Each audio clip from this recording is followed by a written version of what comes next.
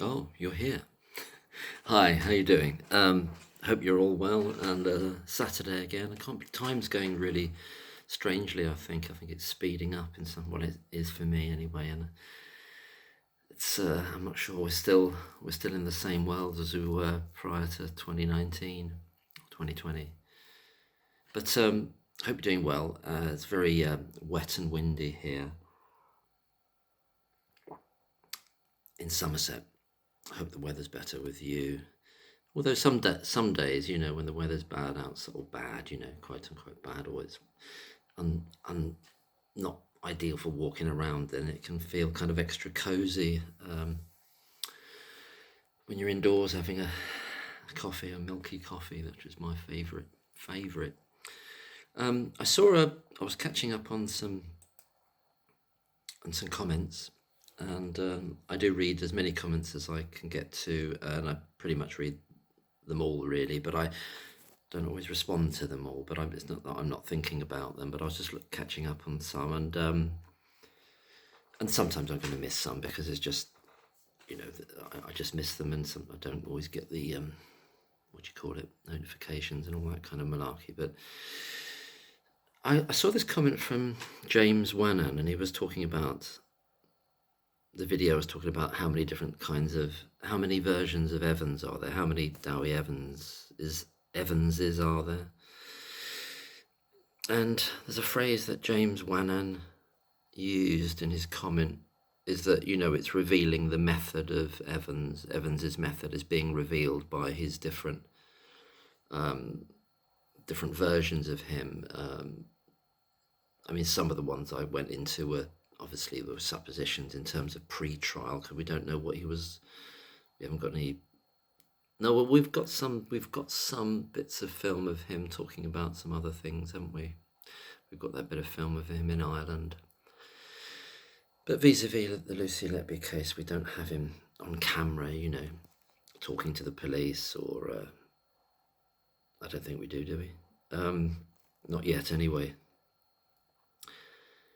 And it's this phrase, reveals the method. And then you go forward post-trial, and then he's a different kind of animal, and now he's very much on the back foot, to put it mildly. And he's a very different person in that Channel 4 video than he was when he was sort of buzzing from his big success. There's a French phrase, I think Mervyn likes me putting French phrases in it. Un succès fou, a mad success. I can't speak French really, but I can speak a few words. Bonjour.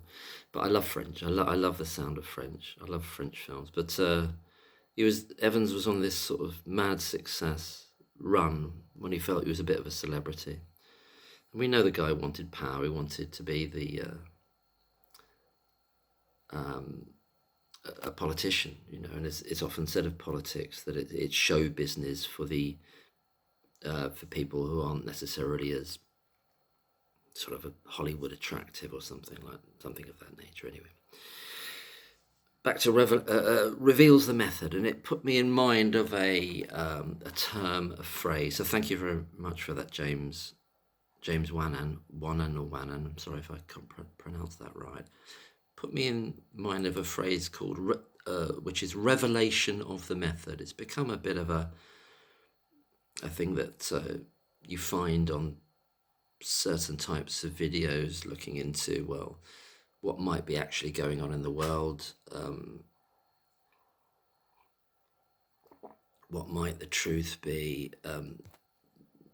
You could generally call them conspiratorial, but I never think of that as a pejorative or a kind of a signifier. Conspiratorial, I don't see that as a signifier that it's necessarily wrong or untrue. I just think I think conspiracies are the default, they're not the exception. It simply means, in terms of power, people get together and make arrangements that the vast majority of us are not privy to, or certainly not privy to the details of them, or all the facets of them. revelation of the method is a phrase or a concept coined, or popularized by American writer, they're calling him here a revisionist historian. This is just a bit of a internet search on him, but I've seen him interviewed and taught, and he would probably describe it very differently in terms of what kind of historian he is. You got to watch how they describe people, haven't you? Really, because it's all implicit dissing of them and trying to negate them. And Michael Hoffman, I'll call it just a historian, and a writer. I've not read any of his books, but I've seen him interviewed a number of times and heard him talk about his ideas. So he describes it as, it's like, it's the idea that it's some kind of occult ritual or Masonic psychodrama. I'm reading this from the internet, so I'm not sure he would say that. I'd have to look him. But it's the idea that powerful entities in the world, they're involved in deeply criminal activities, and they find a way to disclose their plans in advance through popular culture, movies and television, or through the news, or through all kinds of things, really, advances in technology, or possibly, I should think, sort of changes in education, all kinds of things like that. I think it's the idea, it's to do with psychological manipulation of the masses, so that if these elites believe that if they reveal their actions, it creates a sense of acceptance in advance from the masses, so they can just do what they're going to do. They're going to do terrible things, and they're finding a way to tell us what it is. And if we don't object, they're just going to roll it out. And there are some other things I've come across where that's meant to be a kind of a tenet of Satanism, or things aligning to Satanism, is that if you say you're going to do something bad to a group of people or an individual and they don't object to it, it's almost, they're taking that as a permission. That the victim is tacitly, implicitly giving them a permission for the aggressor or the controller or the tyrant to roll it out and just do it because it wasn't objected against. But there's some kind of rule that you kind of got to let people know what you're going to do somehow, and sometimes very indirectly. I hope this is making sense, because it's an idea I've been thinking about as well, this revelation of the method, and when is this happening, in what form, or is it partially happening, to do with other matters. But applying it to the miscarriage of justice of Lucy Letby, the persecution of her over many years, and that I think many people do feel it's extraordinary how this has been, quote unquote, allowed to happen. How could it happen? Why did nothing get in its way? Are our systems this bad? Are the individuals that populate this system this bad, like Goss, like Johnson, like the CPS, Cheshire Police? How can they be allowed to be this bad? Is it incompetence, or is it more structured than that? It kind of leads us on to the idea, if you incorporate this concept of revelation of the method, that possibly, it's just an idea, they're kind of telling us that this is what's possible. Somebody can be obviously innocent. There can be no evidence against them. And yet the state can absolutely destroy them. So I say the state because, the police is part of the state, CPS is, the justice system is, NHS is. Those doctors, those consultants are sort of obviously nowhere near the top, but they deem themselves, and they are deemed as much more important in the eyes of other power players. So they're not going to be a victim, generally speaking. They're going to find someone else, and they're going to find someone I've said this many times, conspicuously innocent, very particularly innocent and very good with wonderful qualities. So this is this concept of this ritual psychodrama. Not that it's not real, but they're playing it out for the masses to realize, or at least the ones with some critical thinking skills, to get the message that you can be as innocent as innocent can be. You can be totally conscientious. You can be really caring and have all wonderful qualities and never have done anything wrong ever in your life. And we can destroy you. Our system can turn you. This idea of making a murderer, I think that was another series, wasn't it, about a case in America. It can turn you into, quote unquote, the worst female serial killer in British history.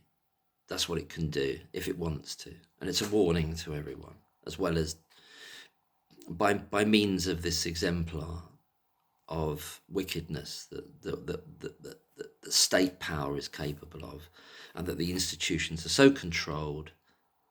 They're not so much capricious, they're controlled to the degree that if they want to push this through, they can do it, and nothing would stop them. And it can happen to any of you. Not necessarily to this degree, not necessarily about murder, but we can just decide you're going to be guilty from now on, because we own everything. We run everything. And we can get a Goss in there, and he'll do the job there. And we'll get a Johnson in there. And we can get an Evans in there. We know there are Evans-type people around, and we'll get them in. And he's happy to come into it.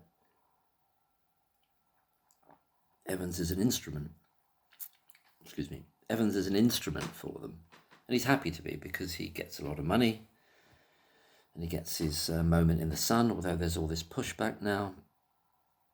The flip side of this is all the people that then believe the story, despite the revelation of the method that this is ridiculous. We can't believe any of this is true.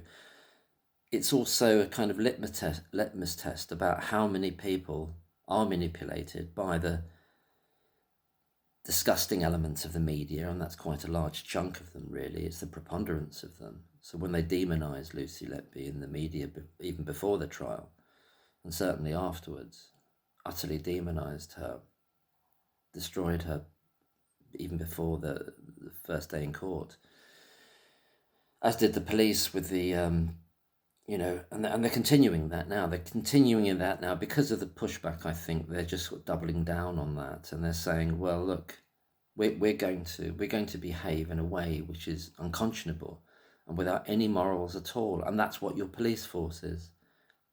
That's who your police is, and we're going to tell it to you. We're going to give that to you. The people who make those decisions that will team up with Netflix and will reveal what we did. We're going to show you. We're going to put it in your face how cruel and brutal and without any morals we can be, and you can't do anything about it. And we're going to turn it into entertainment for the element of the population that has been conned by us and wants to enjoy that and say, look at the serial killer being caught. Isn't that fascinating? Or the I'm just taking YouTube now, or the element. I'm not saying all of them, but the elements of the so-called true crime podcasters, or I'm not saying all of them, but there was one. I didn't watch any of it, but I'm aware of this individual. I've seen little bits of some other things he's done. I won't mention his channel, but there was something he'd put up the other day, and in the title of his video, he's describing the people who are fighting for Lucy to be released from prison because she's obviously innocent. As a cult, he's describing us as a cult. It's a cult we're in. So whether this is an individual agent of that, or whether they just get more clicks through doing it, so it doesn't matter. The people in whoever they are, whatever this, I don't want to call them elite, they call themselves elite, but they're meeting in Davos just now, aren't they? or at least some of them are, not all of them. Not all of them.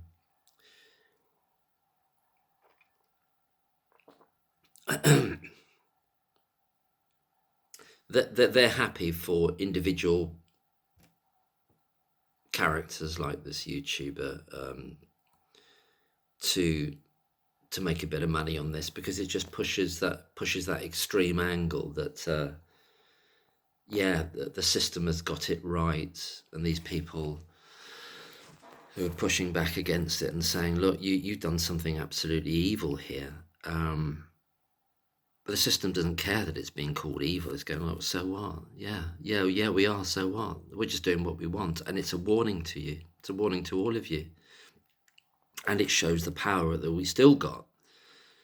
As I said before, it's a litmus test for demonstrating the power we still have to get a big chunk of the masses, so in their mind that we're the masses, to believe this ridiculous story. And we've got all our actors in place.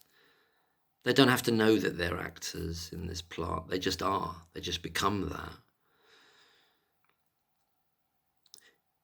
If the justice system was even 10% decent, this couldn't be possible, what they've done. But it's, and in other instances, it might show itself to be, it's working, it's quite functional in this particular case. But they can show that, they can demonstrate, and the same with the police, they can demonstrate that they can be absolutely brutal, be in total opposition to the truth and justice, and nobody can do anything about it. And that's the message they're getting across to all of us, obviously directly to Lucy Letby and her family. And they can lie, they can just create realities out of whole cloth. They can leave with these 9 sets of parents and families of babies the idea that crimes have happened for which the system, that's the other thing they've done now, they've left those families in perpetuity with the idea that those crimes have happened and that the system has let them down. And they're very happy to do that. Cheshire Police do not believe Lucy Letby has done any crimes at all. That's where I believe we are at with it. Now, they're going to say they believe that. They're going to say it has to have happened. And this is where I'm keep being pulled back to this idea of revelation of the method. The method being, truth is, reality is what we say it is. It doesn't matter that it's completely diametrically opposite to what is the truth and what has happened. They can make it. They can make it the reality. And then they team up with this monster media company, Netflix,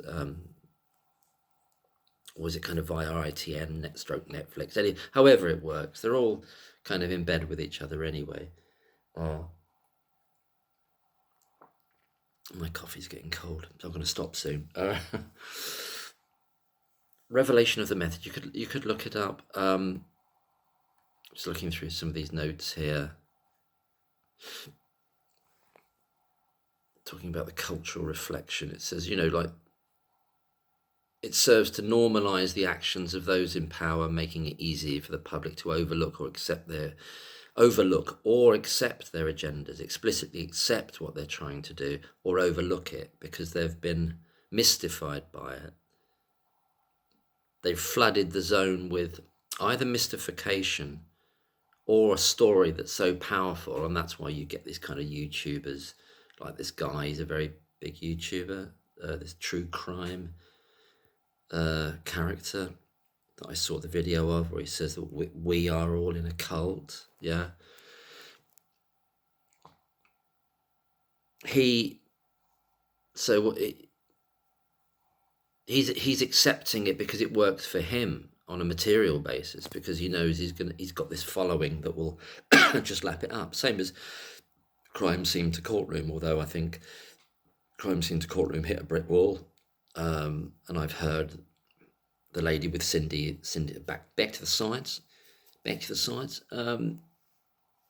Cindy the dog. I think she's kind of hit a wall with this, but it's not that somebody's had to ring them up and say, you need to start making videos to keep up our big agenda here. They just do it. They just do it because they see it as financially useful to them.